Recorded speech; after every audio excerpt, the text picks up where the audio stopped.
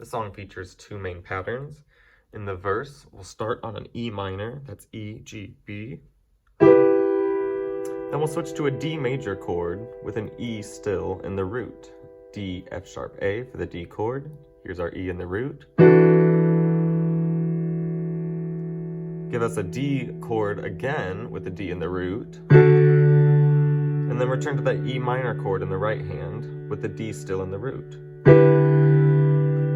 Repeat. So E stays the root for 2 measures, and then D stays the root for 2 measures. We get E with the E chord, D with the E chord, D with the D chord, D with the E minor chord. Again, in 2 hands, it could sound like this.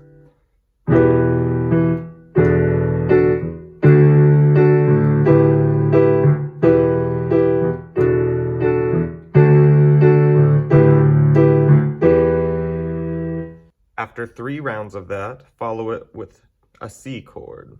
Then turn it around.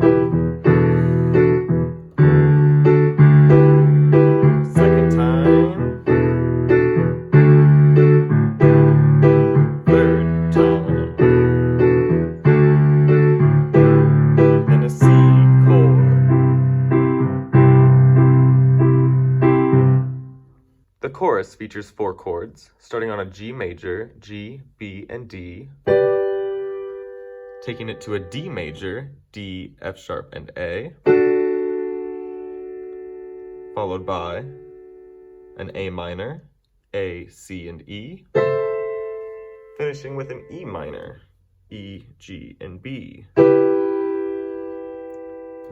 On one hand, the chorus and block chords could look or sound like this, starting on G major, and we go 1, 2, 3, 4, 2, 2, 3, 4, 8, 2, 3, 4, 8, 2, 3, 4.